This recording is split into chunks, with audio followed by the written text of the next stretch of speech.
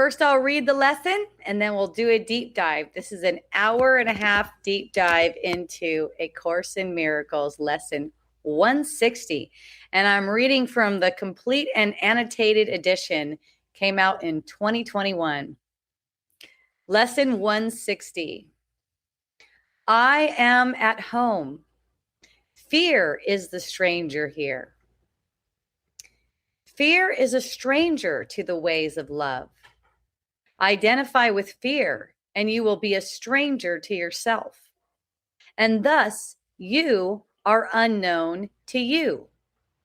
What is yourself, capital S self, remains an alien to the part of you which thinks that it is real, but different from yourself. Who could be sane in such a circumstance? Who but a madman could believe he is what he is not and judge against himself? There is a stranger in our midst who comes from an idea so foreign to the truth. He speaks a different language, looks upon a world truth does not know, and understands what truth regards as senseless. Stranger yet, he does not recognize to whom he comes, and yet maintains his home belongs to him, while he is alien now who is at home. And yet how easy it would be to say, this is my home. Here I belong, and will not leave because a madman says I must. What reason is there for not saying this? What could the reason be, except that you had asked this stranger in to take your place and let you be a stranger to yourself? No one would let himself be dispossessed so needlessly unless he thought there was another home more suited to his tastes. Who is this stranger? Is it fear or you that is unsuited to the home which God provided for his Son? Is fear his own, created in his likeness? It is fear that love completes. Is it fear that love completes and is completed by? There is no home can shelter love and fear. They cannot coexist. If you are real, then fear must be illusion. And if fear is real, then you do not exist at all. How simply, then, the question is resolved. Who fears has but denied himself and said, I am the stranger here. And so I leave my home to one more like me than myself, and give him all I thought belonged to me. Now is he exiled of necessity, not knowing who he is, uncertain of all things but this, that he is not himself, and that his home has been denied to him. What does he search for now? What can he find?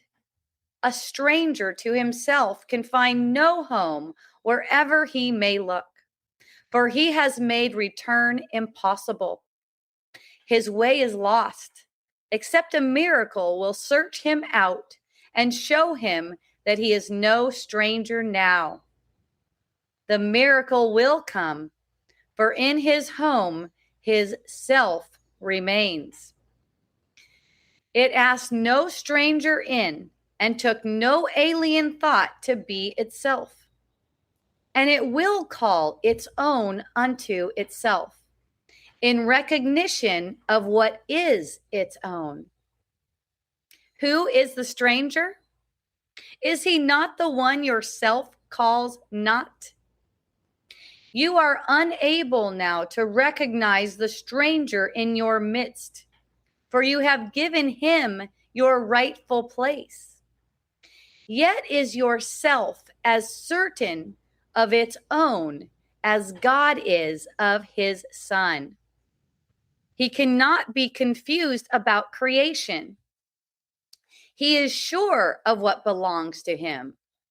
No stranger can be interposed between his knowledge and his Son's reality. He does not know of strangers. He is certain of his Son. His certainty suffices. Whom he knows to be his Son belongs where he has set his Son forever. He has answered you who ask, who is the stranger?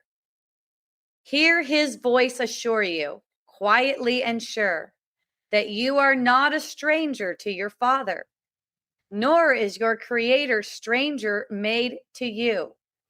Whom God has joined remains forever one, at home in him, no stranger to himself.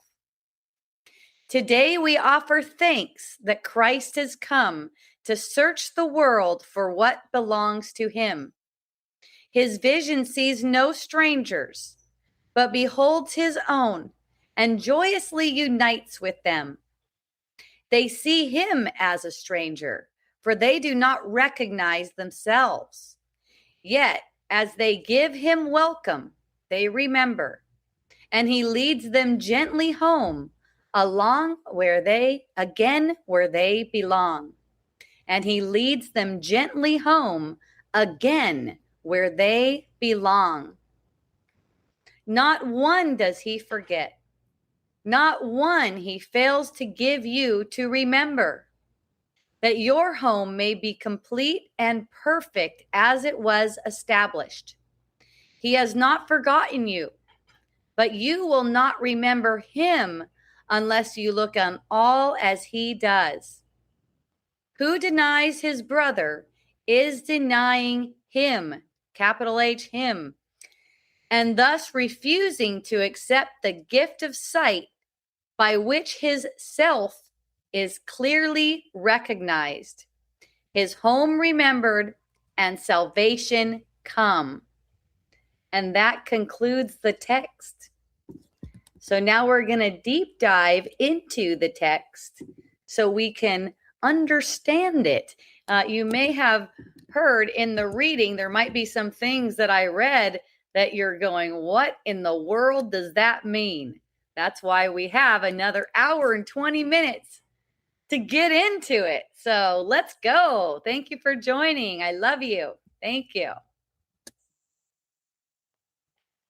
Okay, so this lesson is not about overcoming fear. That's what most students think of it as. Okay, the lesson again is I am at home. Fear is the stranger here. This is about your identity. So the lesson isn't asking the question, how do I get rid of fear? How do I find a way to get over fear? It's asking, who have I become by identifying with fear? Okay, in paragraph 1, fear is a stranger to the ways of love. Now, this is one of the most radical statements in the workbook. We're up to 160 now. If you started at the beginning of the year, this is June 9th. So for most of us, we've spent our lives treating fear as natural, right? We've had fear of loss, rejection, abandonment, fear of getting sick, fear of accidents, fear of violence, aging, death, fear of financial destitution, fear of being homeless, let's say. So the ego would say, of course you fear. It's sane to fear. Any sane person would be afraid. But Jesus is saying fear is a stranger. It's not your true companion. It's not a rightful teacher. It's not really a necessary survival mechanism as the world teaches, yeah? The world teaches that fear is necessary. You can't survive without it. But what Jesus is saying in this lesson is that fear is a stranger. That means it's not really native to who you are. This is something that you learn. This is not reality.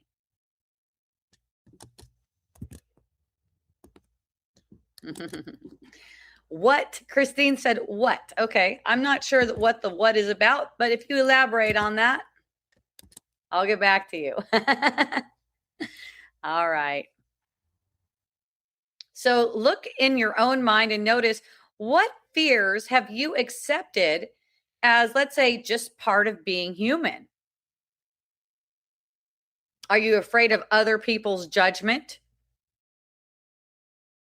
Are you afraid that they might see you wrong? Are you afraid of not having enough? Are you afraid of not being enough? Are you afraid of being too much? Are you afraid of not being good enough or disciplined enough? What if you've accepted these fears as just part of being human, but they're really not part of being human? They're just something that's learned. So it says, identify with fear and you will be a stranger to yourself. And that's probably the central teaching of the lesson.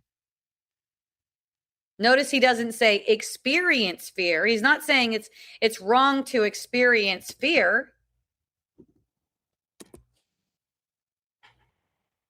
But identify with it and you'll be a stranger to yourself. Yes, okay. You said what about the last part of the reading? Okay, so yes, we're going over it piece by piece. So you'll probably hear what you need to hear, but I will be checking the comments both on Substack and Facebook. So if you have any questions or anything, just write it in the comments.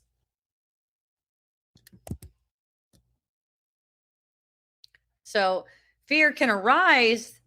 You can feel a rush of fear. You know, that happens from time to time. You feel a rush of fear. Maybe you see something that seems like it's dangerous and there's a rush of fear. Recently, I was out in Kahena Beach and caught a, what was that called? Caught a current, an undercurrent or something like that. Anyways, I found myself way out there and all of a sudden there was this rush of fear. You know, that's not identifying with fear, having fear arise. It can be witnessed. It can be felt in the body's energy field. But identifying with it is different. He's saying, identify with fear and you will be a stranger to yourself. So it's like that's saying this fear is me. This fear is the truth. The moment we do that, we're losing awareness of our identity. So we can accept that fear is present without concluding that it actually defines us, without concluding that it's something that you need. So another part, what is yourself remains an alien to the part of you which thinks that it is real. It thinks that fear is real. Okay. What is yourself remains an alien to the part of you that thinks that it is real. So the part of you that thinks fear is real is an alien to yourself.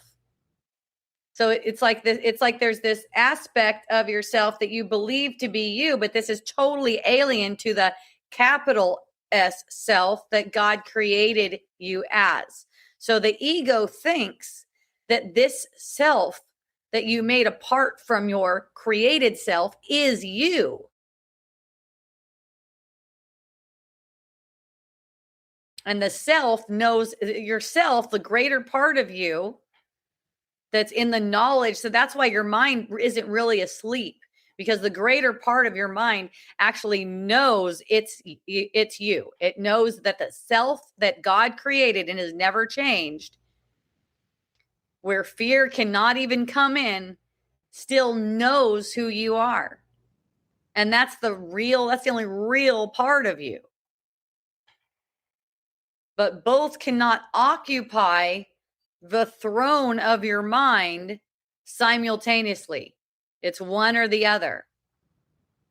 So like coming from my point of view, let's say the ego says, I am hope. I am my story. I am my history, my wounds, right? I've got my preferences.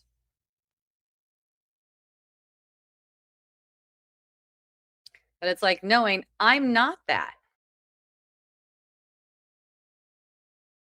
That's not denying the preferences that apparently come up in the world. It's not denying the stories. It's not like you can't tell stories.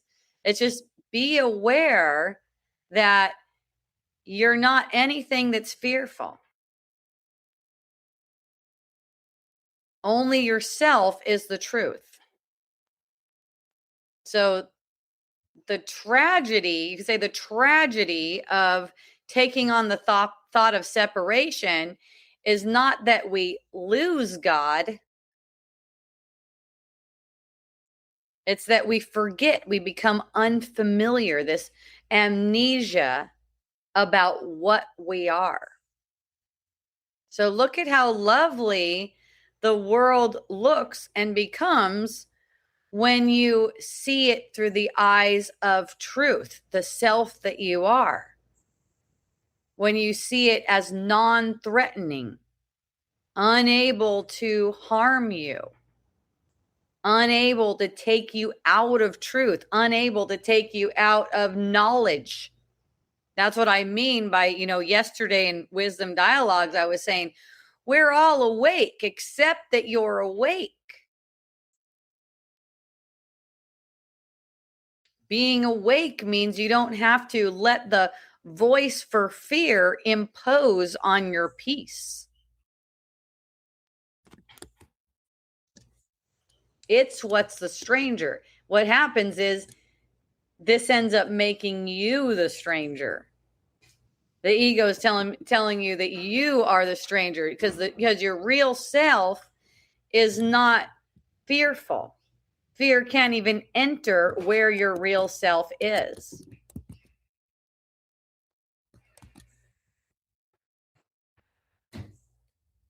So, from paragraph 2. Aloha. From paragraph 2, there's a stranger in our midst. Whoa. Who do you think that stranger is? Fear. Woo, you got it. You've been looking at it. Nice.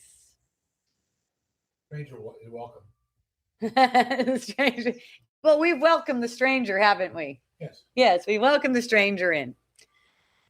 So when we don't fear it. Right. Yeah, there's no need to even fear, right? Right. Even the sense that it's, yeah.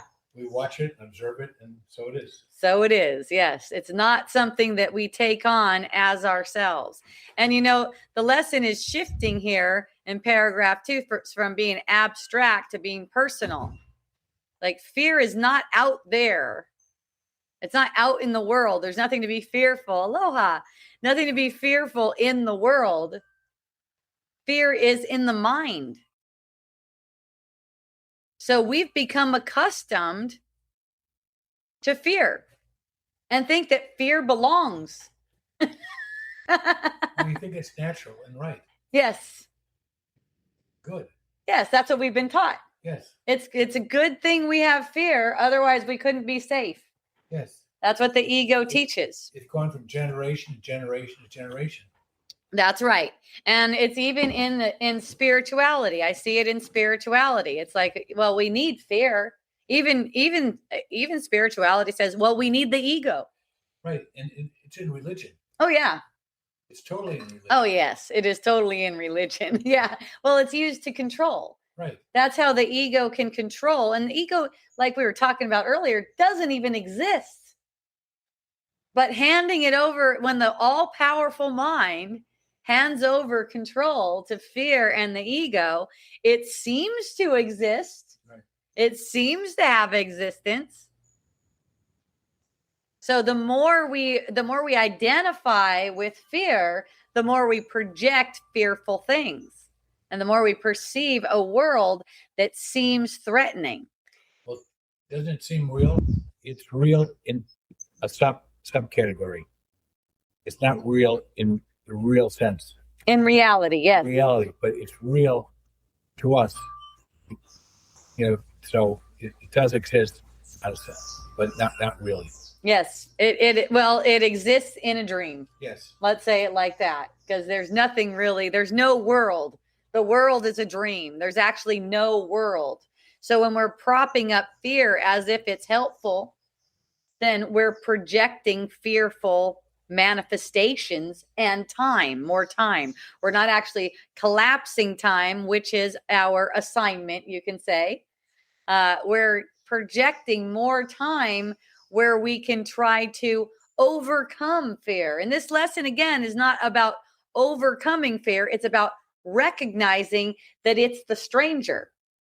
But we live in the not of the world, but we still exist. The dream exists to us. Well, that's the feeling sense that we get through the senses that we're in this world. Right. Well, right now you're in the world right now. You're doing this, and this is not real either. No, it's not. And apparently, I'm in the world. Right. But for real, the world is in the mind. Right. So it's being projected by us. And we don't have to continue projecting it. This is showing us, this is one of the lessons that shows us how to stop projecting more time and world and fear and actually use our remaining time here for collapsing the time and undoing what made the whole world. It's based on a fearful thought, the thought of separation, right?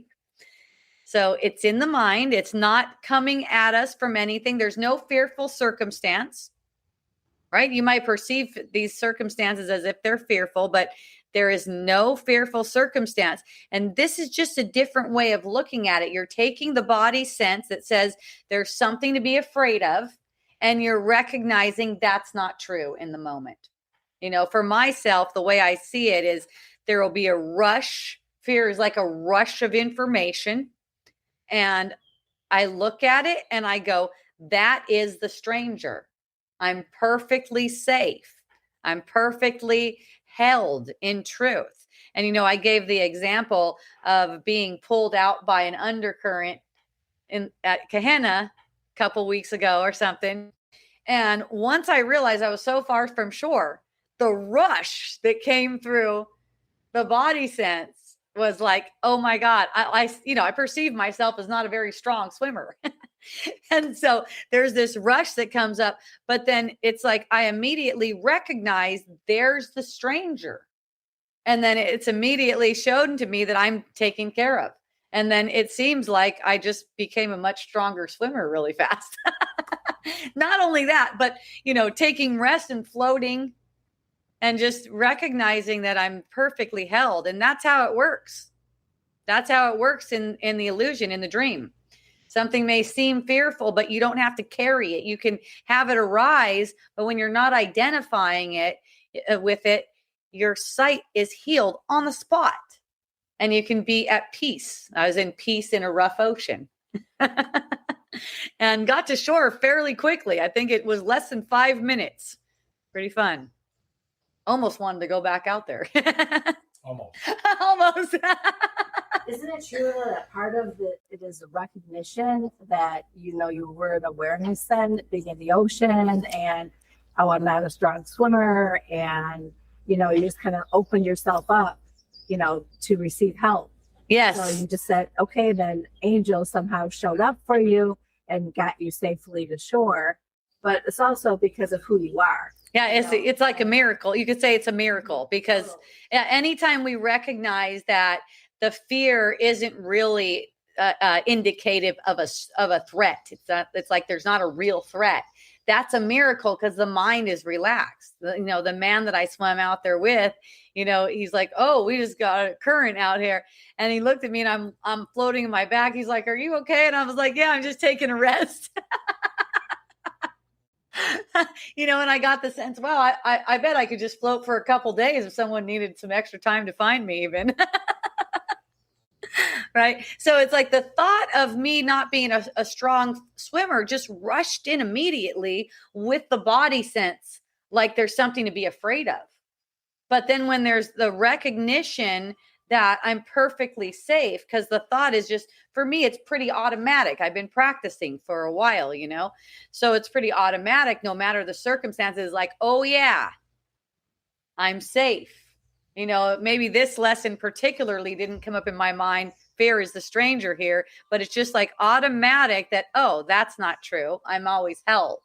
So then the circumstances just align to show me that. So then I seem to be a good swimmer. I seem to be able to catch a gentle wave or a couple gentle waves back to shore and come out without any scrapes or anything, So yes, we've become accustomed to thinking that fear belongs. So what if I would have thought that fear belongs here in that case? It's like if I would have gotten fearful and start thrashing around, I can't float like that. I can't relax. You got to be pretty relaxed to float in the ocean where it's got waves and stuff. In the story, you might have died. In the story, I might have died. Yes, that's right. That's right. Because, that happens with people. And you guys have probably witnessed stories like that for yourself where, even someone's trying to save them and they're thrashing around so much that they're sinking. Right. But it's like the sense of being held. It's like, oh, I know I'm fine. I know I'm taken care of. In class this morning, we're talking about breath work. Yeah. How breathing is so important. Like your breath was relaxed. You're like, oh, I'm in recognition. I'm not that great of a swimmer, but yet, you still felt held. Yes. You still felt that, there's nothing to be afraid of, that somehow it's going to work out. Yes. And I don't know for sure that the body isn't going to pass away. I don't know. I could be laying down my body right there. I have no idea. But still, the recognition that I'm perfectly held, even in the dream, things work out. Things seem to work out. And that works out with people, apparently fearful people. You could see them change. But when you're carrying fear, all you're going to see is manifestations of fear. That's how it goes. So imagine it like this. This is kind of like what this lesson is saying, okay? Someone moves into your house, right? You don't notice them at first. Maybe they're small. Maybe they're a little, they're a small person you can barely see. But they gradually are whispering in your ear and convincing you that you're actually the intruder in your house. That's how fear is, because you're always at home in God. You're always as God created you. Like when you're a newborn baby, you don't know fear. You know yourself as God created you. But slowly, you're being convinced that you're the intruder in your own home. That's what the ego does until it gets to the point where you don't know yourself anymore. And what this lesson is showing is that, hey, this guy, this fearful ego comes from an idea so foreign to the truth. That you can't know yourself when you identify with fear. Those two cannot coexist. So what is the foreign idea? You guys know what the foreign idea is, the thought of separation, right? That's the foreign idea. And that's outside of time. That's before even time. There's this thought of separation. And that thought of separation is like continually whispering in your ear, telling you who it thinks you are.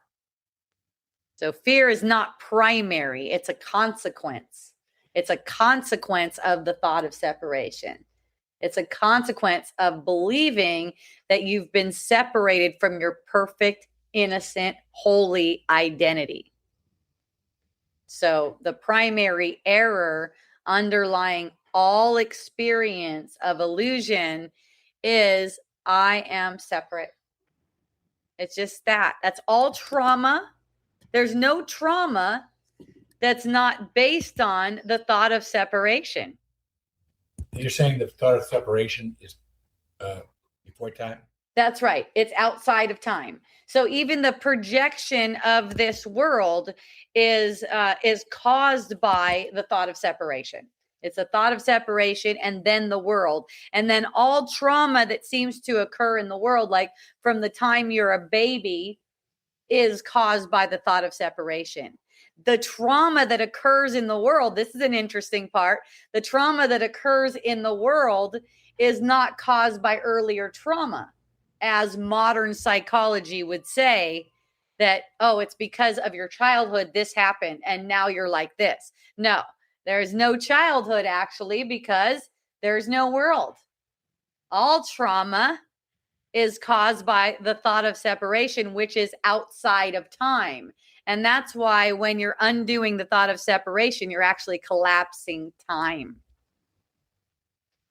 Constance made an awesome comment. She said, the ego is like an entitled squatter in God's house.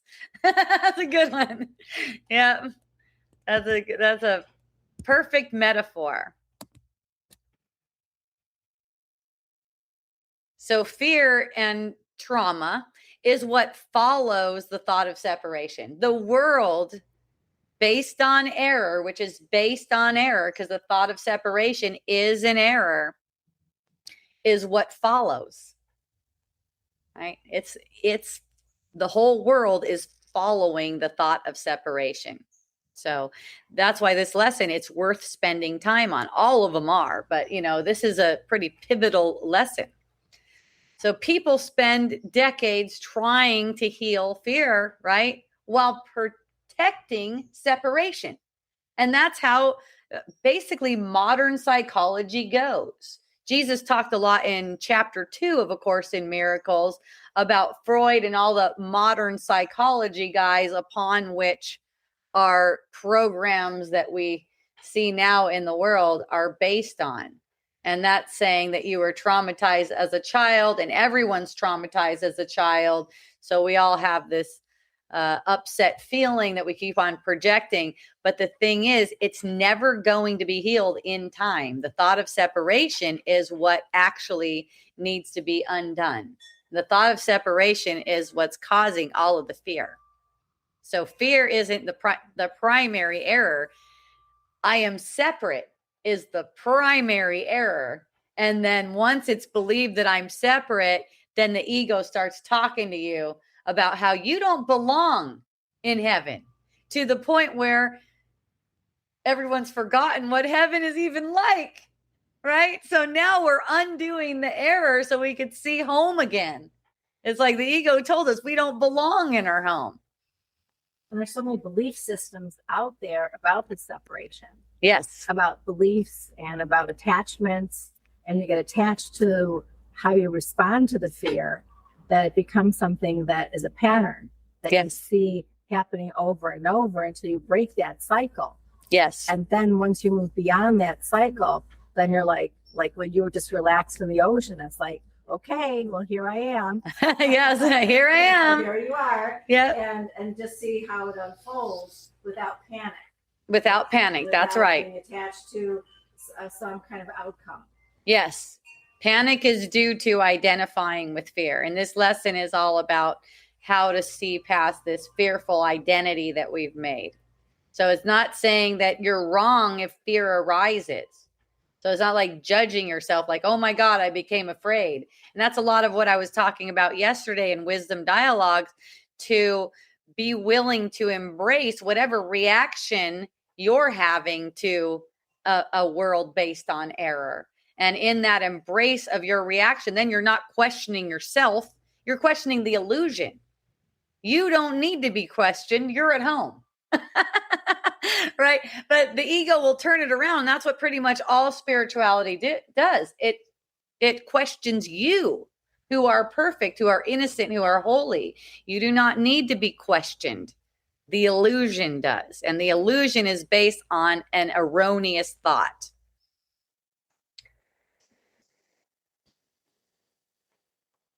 So paragraph 3 says, this is my home.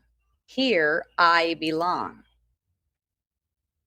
So this is, you could say, an affirmation, a strong affirmation. This is my home. There's no struggle in my home. A thought that says I need to struggle, right? So in the ocean example, I'm not struggling. I'm paddling when I seem to have energy, and I'm resting on my back when I seem to be out of energy, right? There's just no struggle about it. Once I see that that fearful feeling is not going to save me, it's not going to protect me, it's not going to do me any good, then I can just rest. So there's no effort. That's beautiful, saying that I'm home. I am home. That's right. It's really beautiful. This is my home. Here I belong, is what it says in the text. So we're applying this to spirituality, right? So this means no spiritual effort.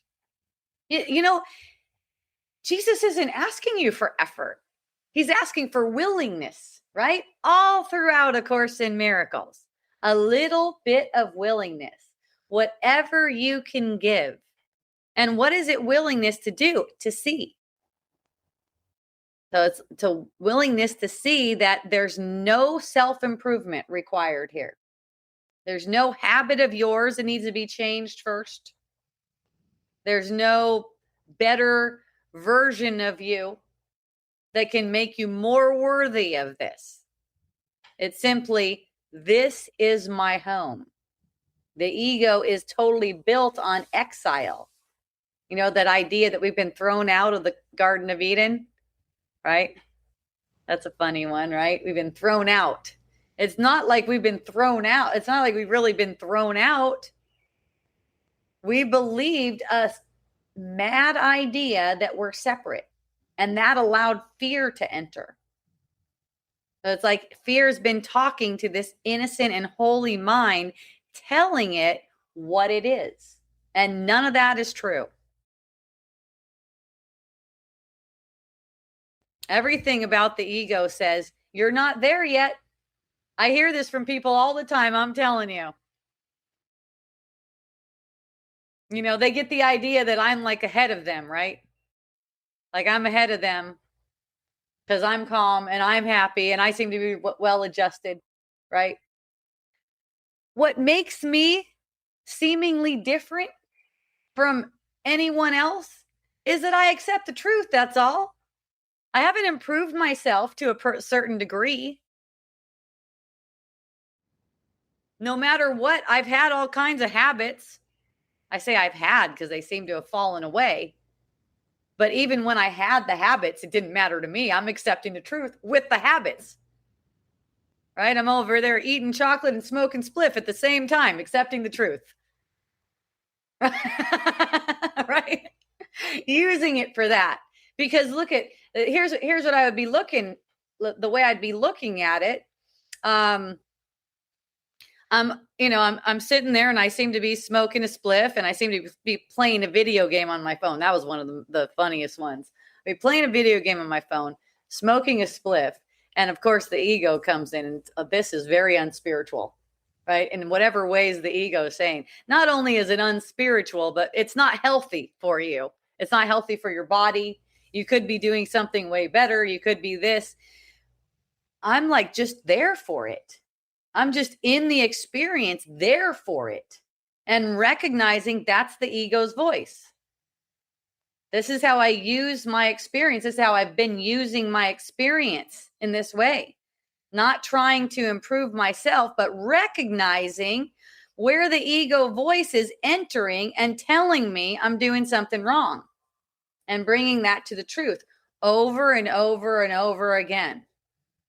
Right? Without making stories real about how this is doing something to me, even in the dream, even as like a body sense, it's ruining your lungs, it's making you your skin, all these different things that the ego is saying, right? It's like, what do I care about that? I'm given this so that I can awaken from the idea that I'm separate in the first place. So everything can be used that way. If you're waiting for yourself to improve, what's happening? You're using time for not seeing.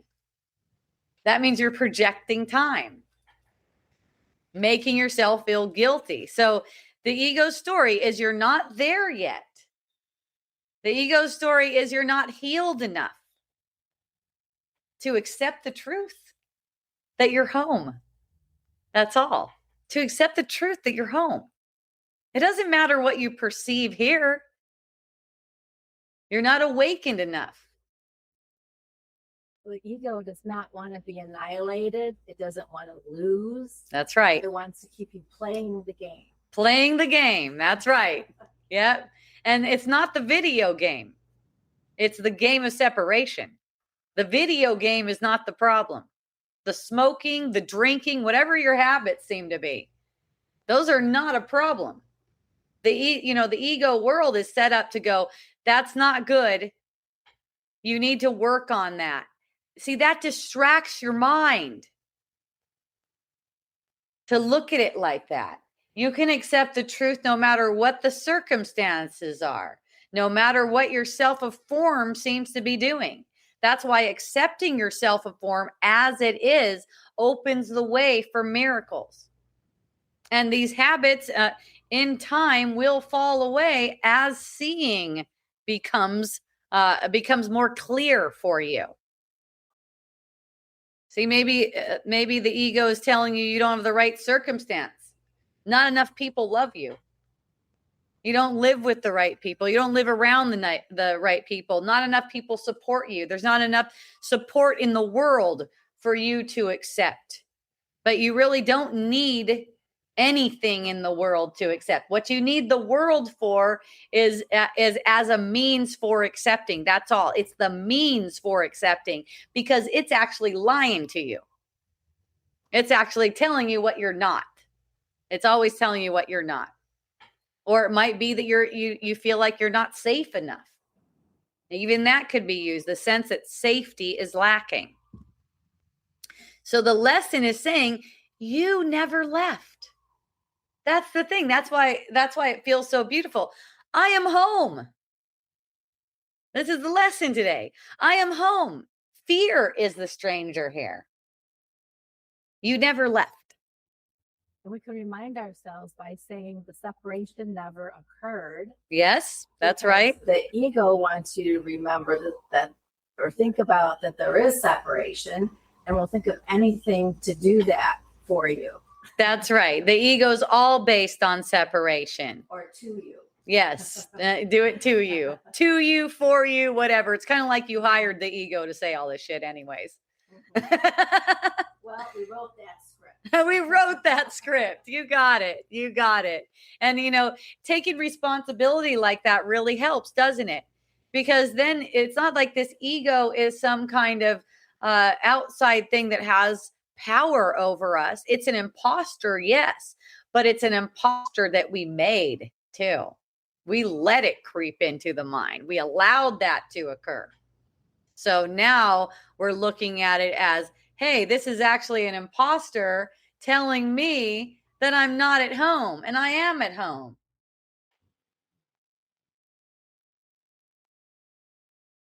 Another part of the test, or another part of the text, unless he thought there was another home, he would have never, that's what he's saying, we would have never thought there was another, that we left our home unless we thought there was another home that was more suited to our tastes. That's what it says in the text. What is this other home? The ego. That's the other home. So even in this world, even with the perception of this world, because remember, the world doesn't exist. It's not really here. Even within the perception of this world, we don't have to be at home in the ego. The ego thinks it's this separated self. But our self, our greater self, still knows we're only at home. We cannot leave our home. So the other home is in the ego. And the ego is all about specialness. Right? It wants to be special. It wants to be this individual identity. It wants to have interests that are separate from other people's interests. And the truth is, we have the same interests. So the personal self, that's like, for me, that's hope, right? It seems like I'm in this body, right? This is the other home. I'm not in this body. That's what I know. I'm not in this body. I get a sense that I'm in this body, and the sense feels real. That doesn't make it real. right? The separate self. So it's acknowledging I'd rather be me. I'd rather be who I truly am in Christ than being something separate from Christ, separate from what's innocent and holy and eternal and always safe. So A Course in Miracles is always exposing this hidden preference to be other than ourselves, to be something other than ourselves. I want something, for instance, I seem to want something more right now than I want the peace of God. That's what makes it feel like we're not at home. All right, I'm checking on you guys. Thank you for joining. I love you. Yay. Thank you. I see you on Substack and I see you on Facebook. So feel free to write to me. I'm checking you out between paragraphs. So paragraph 4 goes on to, who is the stranger? Yay. Welcome. So this lesson, it's right here in paragraph 4. Now everything's getting reversed. We've been assuming I am myself and fear occasionally visits, right? Sometimes I get fearful, let's say. Fear occasionally visits. Jesus is basically saying, let's investigate this, right? It's like maybe fear is the thing that doesn't belong.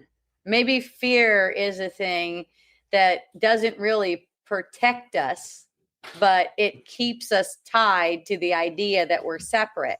And it keeps our mind in projecting time and fearful circumstance for us. One thing that I shared, it's like, when those murders were going on around here, it was as if we should be afraid of people now. And I'm like, no, that's projecting more. It's the reason that we're seeing any kind of violence in the first place. For one, we're not really seeing, we're perceiving. That's very different. There is no world. There is no violence.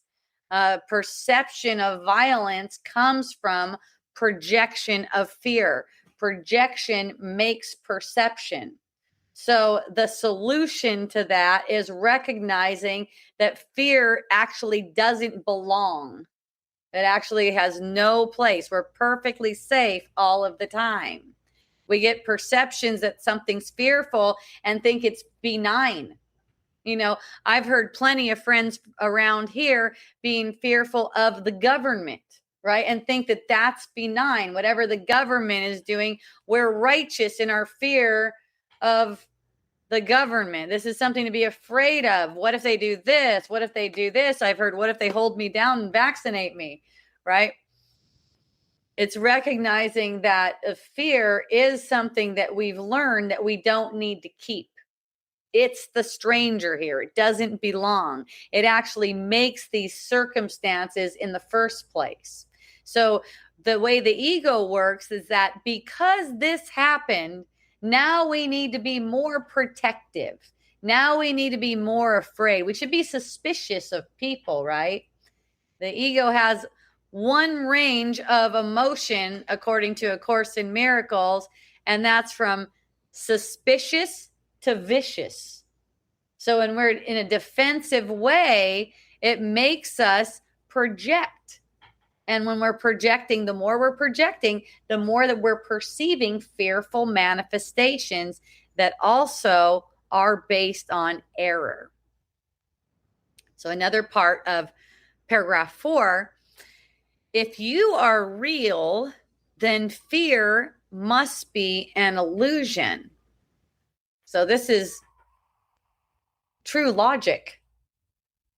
If you are real, then fear must be an illusion. And also, if fear is real, then you must not exist at all. So you see the imposter here. There's no compromise in this. There's no compromise about it. Most spiritual systems accept coexistence, right? Some truth, some fear, some love, some ego, even saying the ego is important. Without the ego, I wouldn't know what to avoid in the world. Jesus is saying repeatedly that the ego does you no good. You can recognize that it is not helpful or valuable to be fearing anything. ACIM is definitely a Course in Miracles, in case you're online and you never heard of this and you're just joining. A Course in Miracles is definitely radical in this regard because it does not make any kind of compromise. Jesus is not compromising here.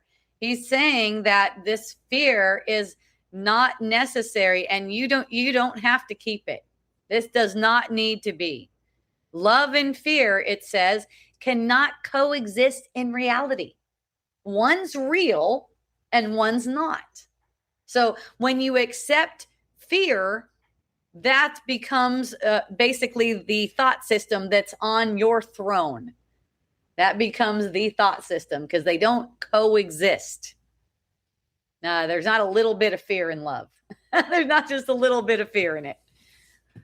Once you allow fear to enter, that's not love anymore. That's fear.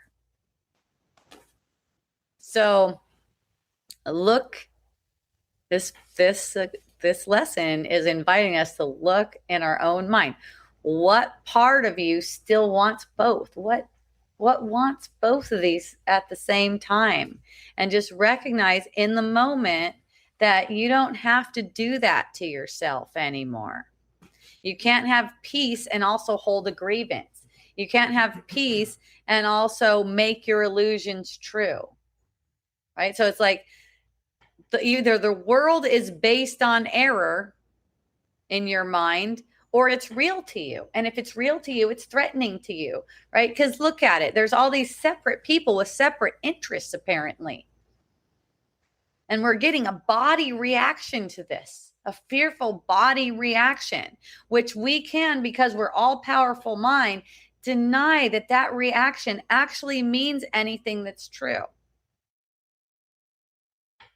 There's not God and specialness. There's only God. And you're God's creation. You've never changed from the way you were created. The idea that you did change yourself makes it seem like fear is valuable.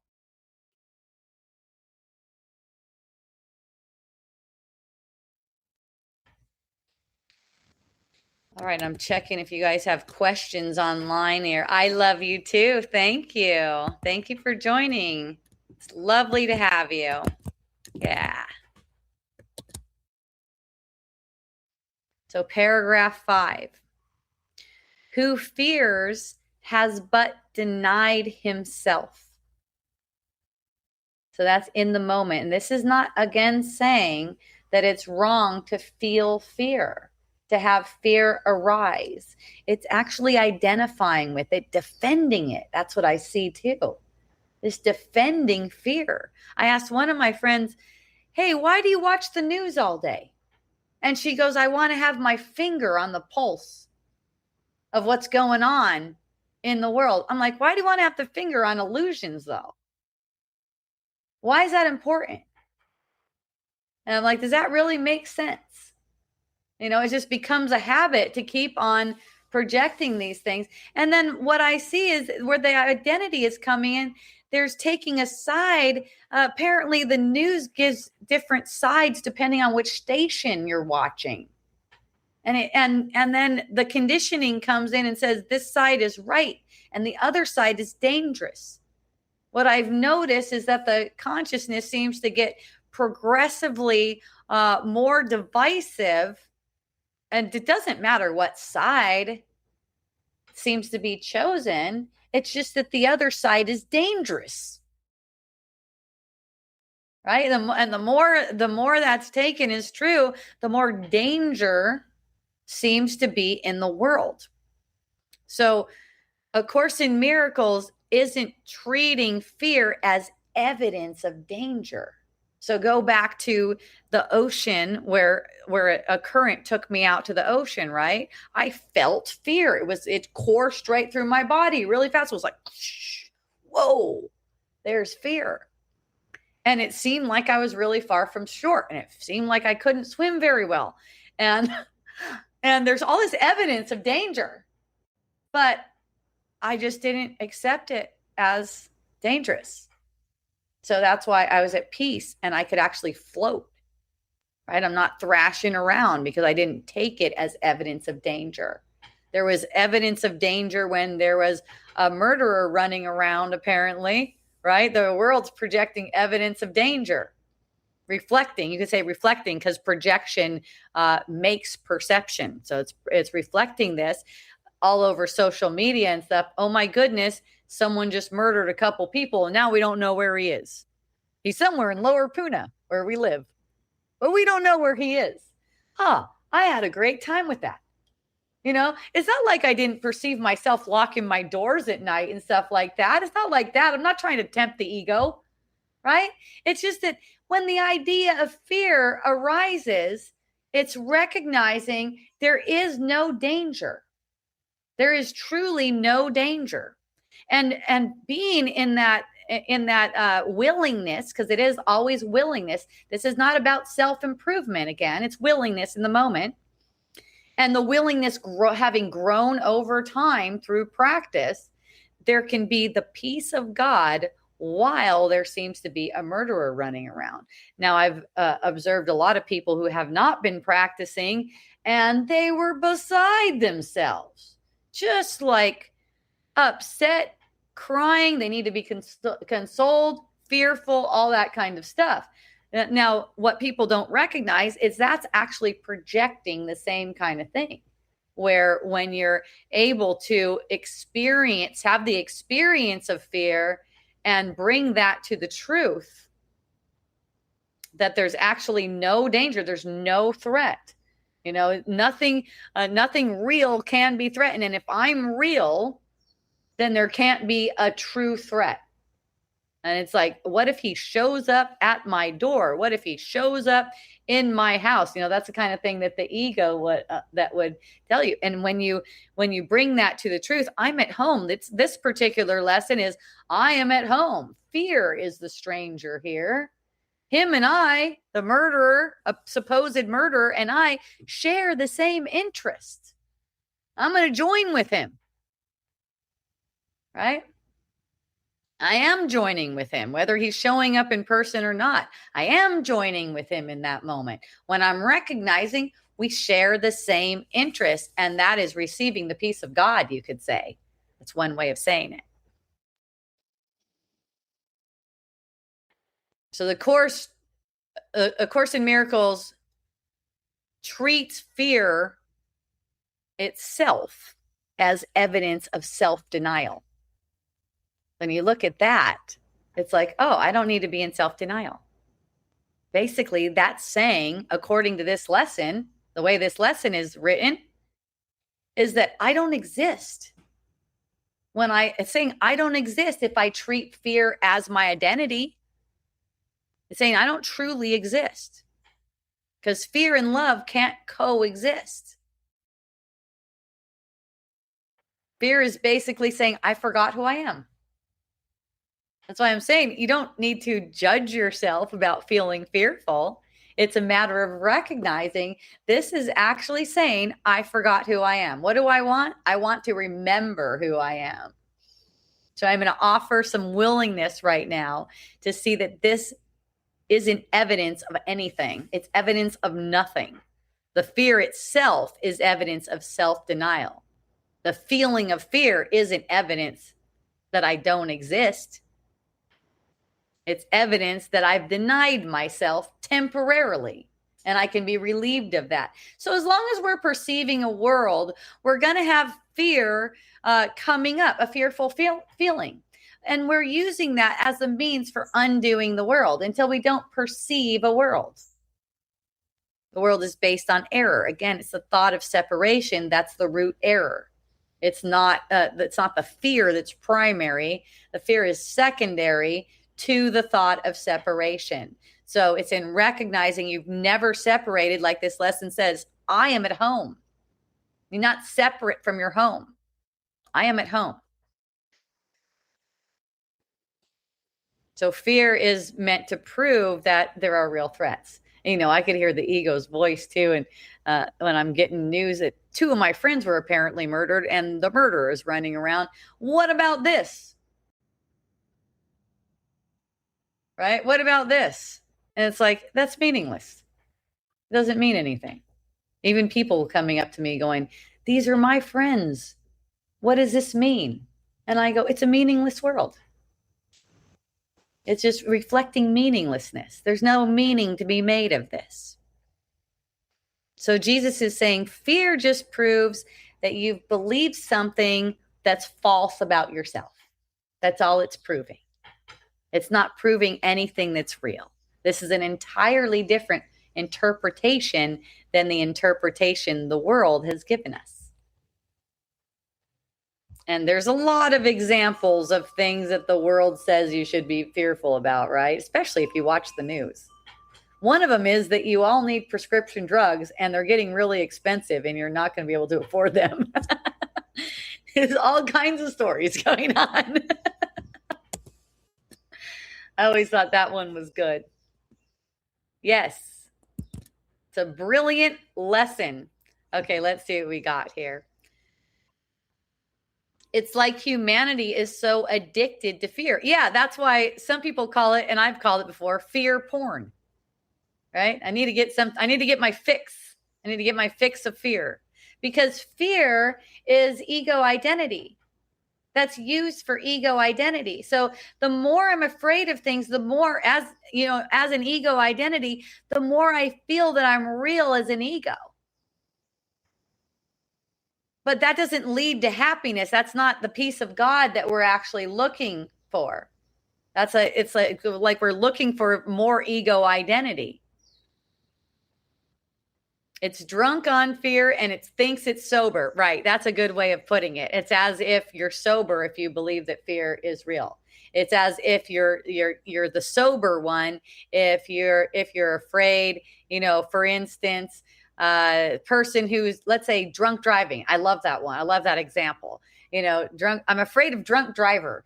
They got a group called MAD to fight drunk drivers, right? It's like it's as if people drinking alcohol and then getting in a car and driving, and I know this sounds insane to the ego, it's as if that could cause accidents.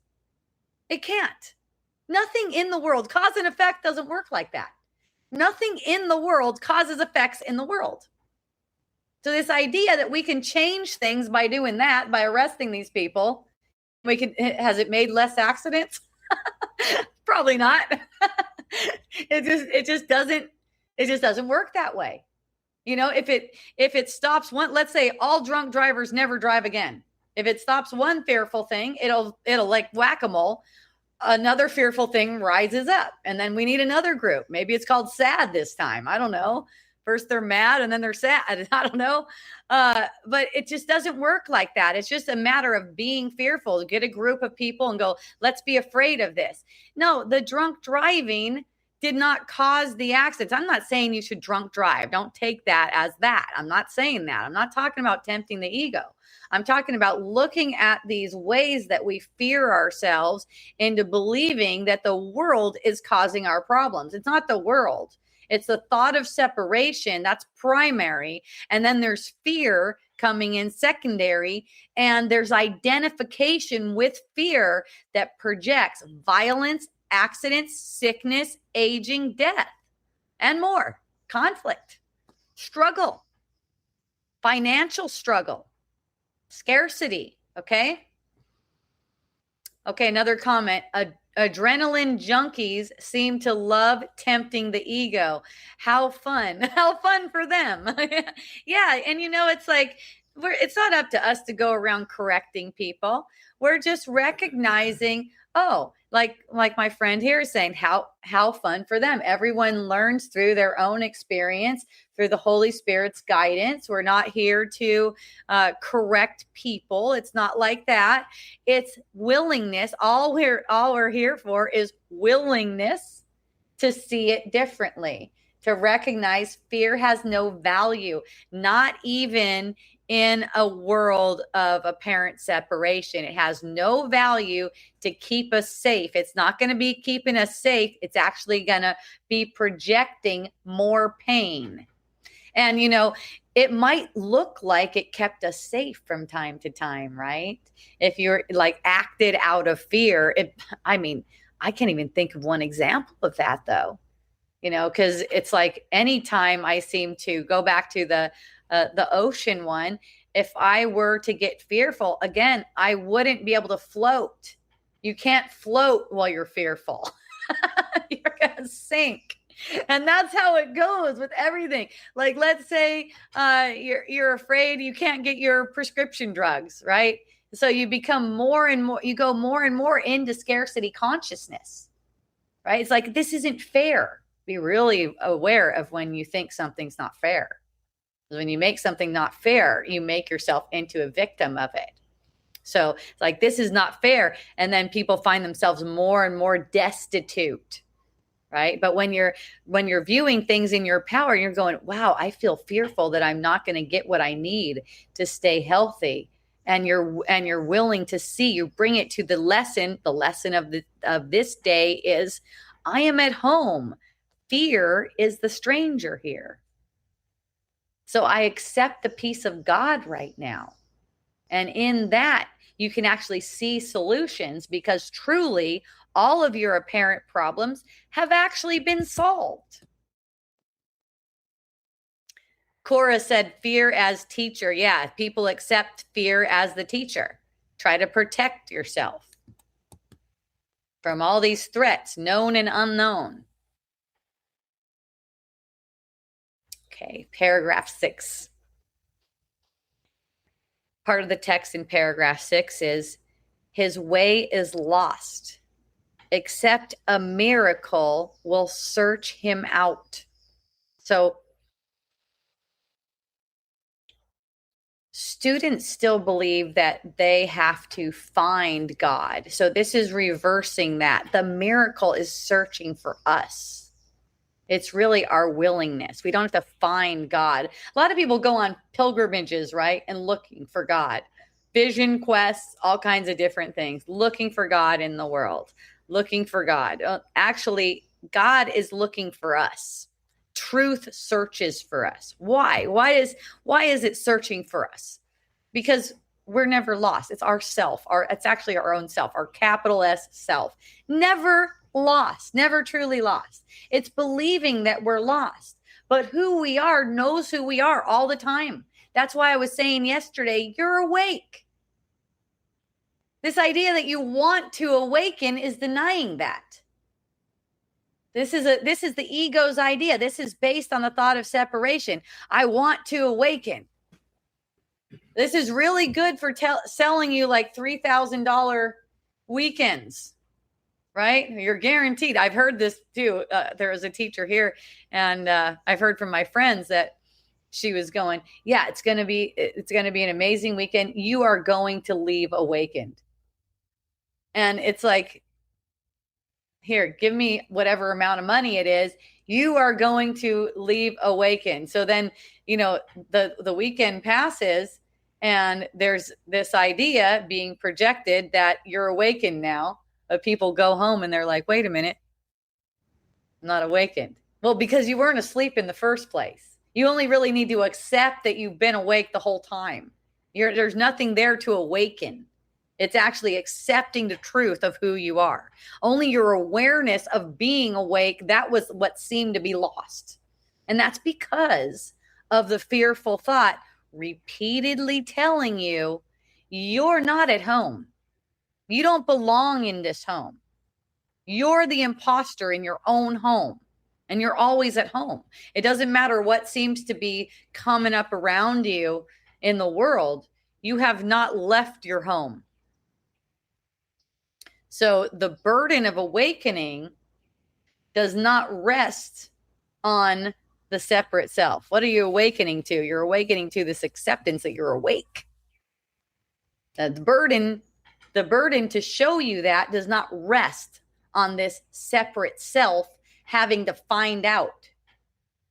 Actually, your capital S self is searching for you constantly. And you could say that's through the Holy Spirit.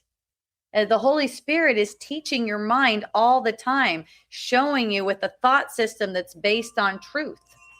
This is what's been, according to A Course in Miracles, kind of installed in your mind alongside the thought of separation. As soon as you believe the thought of separation, God gave you the Holy Spirit, which is the thought system of truth to counter that.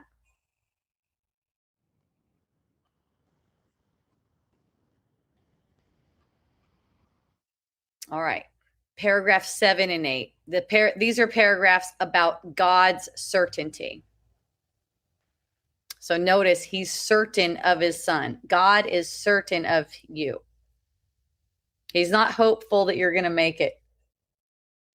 He's not optimistic about it. It's not like you can do it.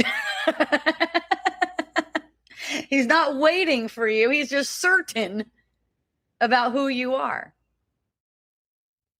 He never had a crisis of confidence in you. There's always been that certainty about who you are. The ego has been questioning who you are over and over again all throughout this. Ever since you manifested as a newborn baby through the course of a lifetime, you've been hearing about how you are separate, how there are things to be afraid of. The ego questions what you are. You know, like the ego is going to say, you're never going to make it. You can't learn this course, for instance. You're not like those people who get enlightened or whatever. You need more abundance first. You need more money first. God doesn't say anything like that. That's one of the new age shaming devices too. Like if you're not manifesting the things that you want in the world, you're not there yet. You're not awakened yet. But God would tell you through the Holy Spirit that there's nothing here that can satisfy you in the first place. So you can accept the truth of who you are now. So look at in your own experience, like what would change for you if you truly believe that God has no doubt about you. God has absolutely no doubt about you, about that this is your home. In your mind, this is your home. This world is not. But your mind, that's your holy place. The ego in your mind talking to you, that's the stranger. In the Bible, you know, Jesus says something, get thee behind me, Satan. That's like Satan talking to him. You know, yesterday we were talking about how, you know, some people seem to be possessed. Jesus didn't accept that. That's the stranger here. We're actually one in truth.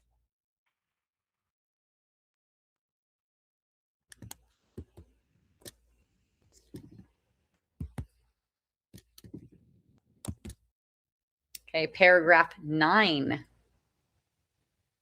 Part of paragraph 9 says, today we offer thanks that Christ has come to search the world for what belongs to him. Thank you. Christ has come today to search the world for what belongs to him. He's not searching for strangers. He's searching for what belongs to him. He's searching for himself.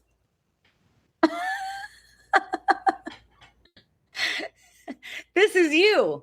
This is your created self.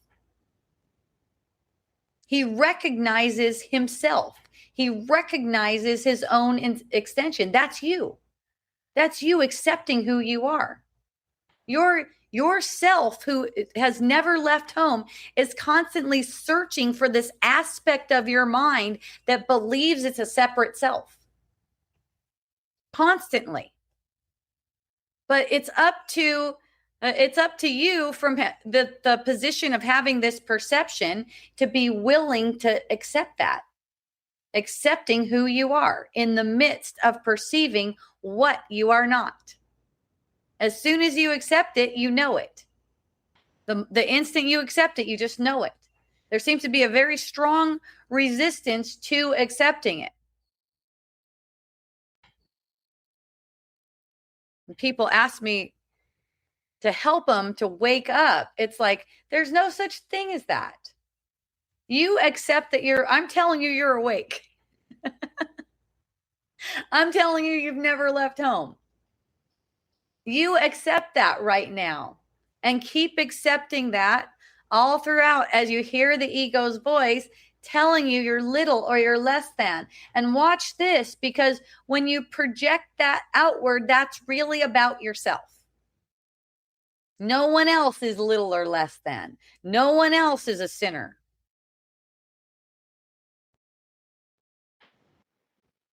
You know, they've temporarily not accepted who they are, and they may be acting weird. For one, going around murdering people, that's pretty weird, right? They haven't accepted who they are. That's all. Even that one can just turn around in a second if he just accepts who he is.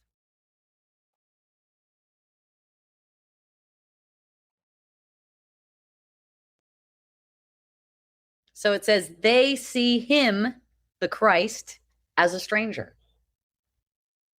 Him who's looking for them, they see him as a stranger because they don't recognize themselves. They do not recognize themselves. So this may be a line that's easily overlooked, because a lot of the times when people read A Course in Miracles, they don't really integrate what the text is actually saying. Why does the truth feel so unfamiliar, though? Notice it's like, just kind of like, why does it feel so unfamiliar? They're seeing Christ. We're seeing Christ as a stranger. Christ is looking for us. Christ knows us. Christ is us, right?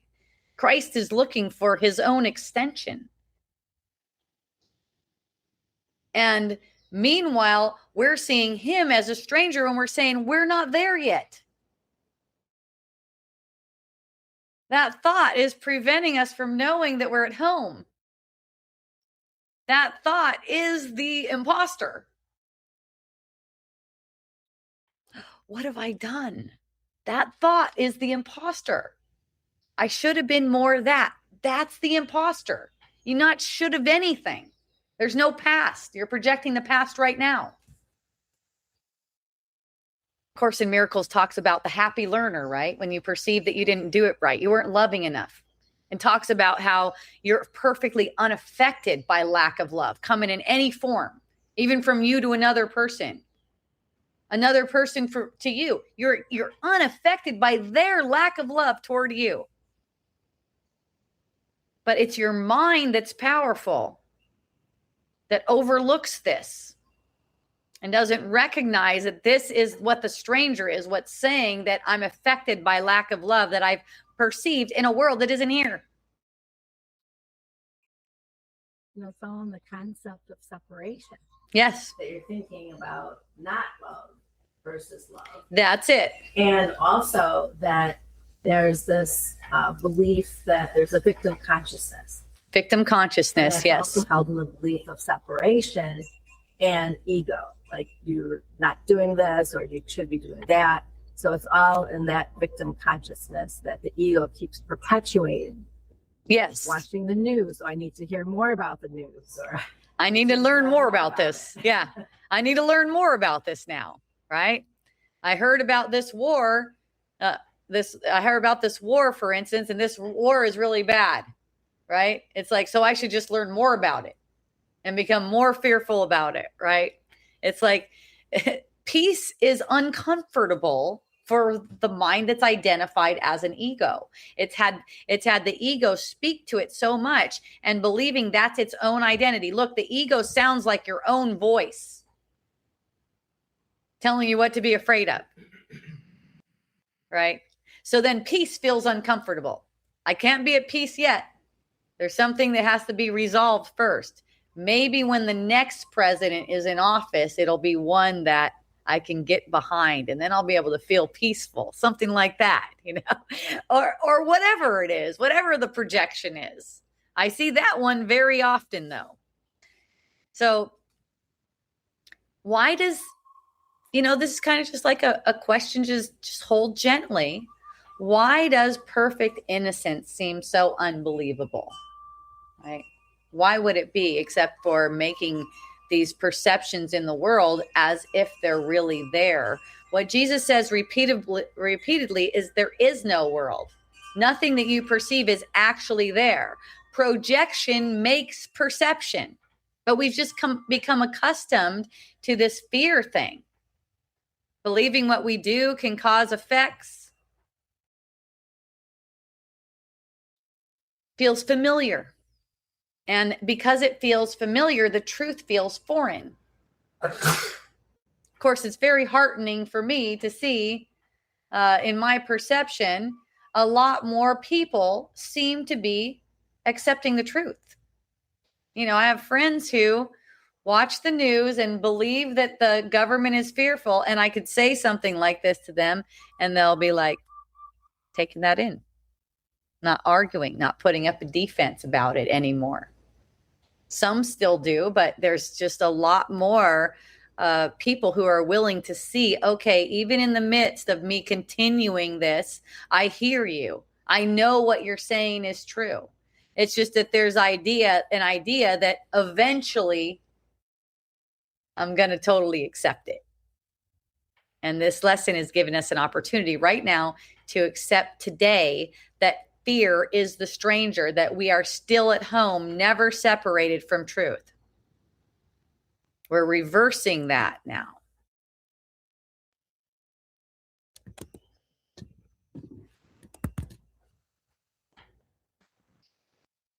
Okay, another comment. Ego has us thinking that doubt is wise. Yes, that self-doubt is wise because of the perception that we have that there's actual world and things to be afraid of, that it's wise to be doubtful. We're basically doubtful of ourselves when we identify with fear. It's saying that there's something really threatening in the world, and it could threaten what is real, which is who we are.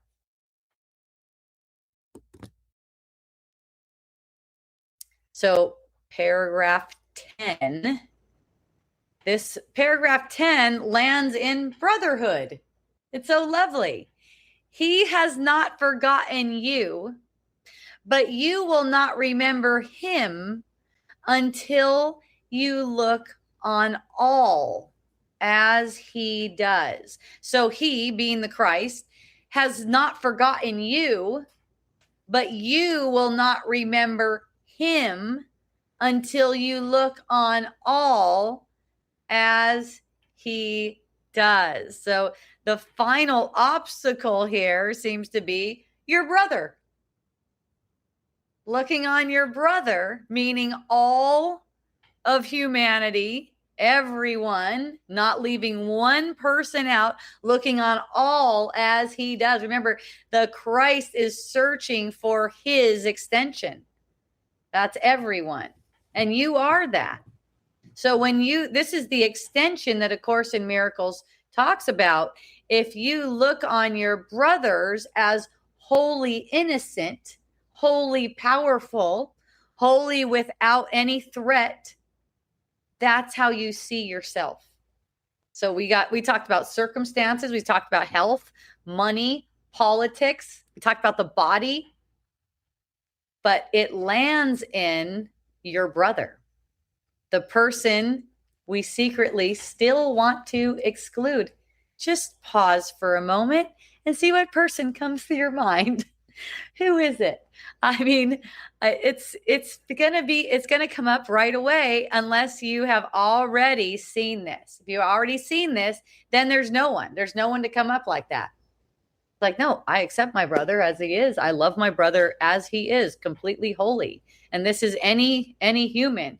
When I ask this, and if you're holding the truth or someone in exile from the truth, let's say, you're holding anyone in exile from the truth, like they deserve punishment or they're being threatened in some way. Maybe it's someone dealing with some kind of physical illness and you've projected that they deserve this or they cause this for themselves based on whatever they've done. That is the one that you see, okay, I've excluded that person. Now I'm willing to see this differently. Who is it that you want to exclude? Likely that just came up right away. This is the person we still believe is different. We still believe is not worthy of the kingdom of heaven. The person we're insisting is a stranger. It could be on the world stage, right? I've mentioned the president today, haven't I? That I've heard that a lot. I've heard one woman tell me that she wouldn't be okay until her son is either dead or in jail. You know, who is that for you, if anyone? And for most people, that's still a thing. So that's why this is at the end. So this is the closing of it. The lesson begins with fear is the stranger here. It ends with asking, who have you made into a stranger? That's really, you're making yourself into the stranger. Because, you know, that's a projection. It's a self-projection. So you can't recognize this line is great. It's, he has not forgotten you. Christ has not forgotten you. But you will not remember him until you look on all he does. Let's just look at that complete closing paragraph. Let me see where I have it here. Here we go. Not one does he forget. Not one he fails to give you to remember that your home may be complete and perfect as it was established. He has not forgotten you, but you will not remember him until you look on all as he does. Who denies his brother is denying him, and thus refusing to accept the gift of sight by which his self, Christ, capital S self, is clearly recognized. Yourself, this is you. His home remembered and salvation come. So that's first it's like fear is the stranger here. And by the end, it's like in order to see yourself clearly, you can't be doubting your brother. This is self-doubt. And one way for me that I don't doubt my brother is seeing them as 100% helpful 100% of the time. No one's doing anything to me. When I had an IRS agent, right? She's like, are you afraid of me? And I go, no, because you can't do anything to me that I don't need. I softened her right up. You can't do anything that I don't need. You know, it's like I trust my brothers. There's another lesson. I trust my brothers who are one with me. They can't do anything to me at all, actually. But that was the way I posed it to the IRS agent. This was actually before I opened A Course in Miracles. You know, I felt extreme fear. I felt extreme fear for weeks. And I was pissed. I felt like it was unjust that I was getting an audit. And I was also scared that I might like go to jail. It seemed completely unfounded, actually. But 10 minutes before she walked in, I said a prayer. I said, Jesus, help me see this. Because I was like in fear. And Jesus like came into my mind right away. Like, what else do you have to do but serve God? What else do you have to do? Whether you're in jail or what? What else do you have to do? Like, what is there to be afraid of? Like, oh, yeah, I remember. So by the time she came in, it was like she could see that I was like in a state of victory. I like 10 minutes before she arrived, this happened. She see, I'm in a state. She's like, "Aren't you afraid of me?" No, whatever you do, I need it. You know, and it's that fast. It's like a switch. It is. Yeah. Turning on that switch. And it just also reminds me of like seeing through Christ's eyes. Yes. So once you see through it that way, like you mentioned, like 10 minutes before she walked in, you had this like epiphany. Yeah. Like, oh, this is what I need to be thinking right now. Yes. And that's after weeks of being in fear, feeling hot in my body with this fear, unjust, feeling like this is unjust, you know? And then it's like, oh, I'm so glad you're here. What do you need to see? Right? Of course, the audit ended up no change. It was like even a note in my file saying she doesn't need to be audited. She's got it all together. Okay, I'm going to just check on you guys. Oh, I moved around over to the lesson. There we are. Okay. I practice lucid dreaming, and every time I become fearful in a dream, I lose lucidity. Seems so obvious now that it would be the same in my waking dream. That's it. You got it. That's what this lesson is pointing to. So seeing your brothers too, wholly innocent and perfect and incapable of being a threat to you, helps you to see this. Notice that. Thank you for your comment. I appreciate that. Okay, let's see where we are.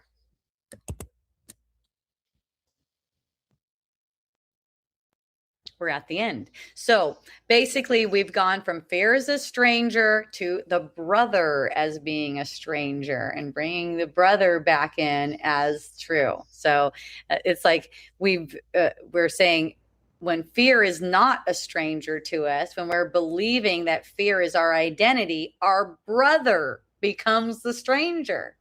Is basically how this unfolding is moving here in this lesson.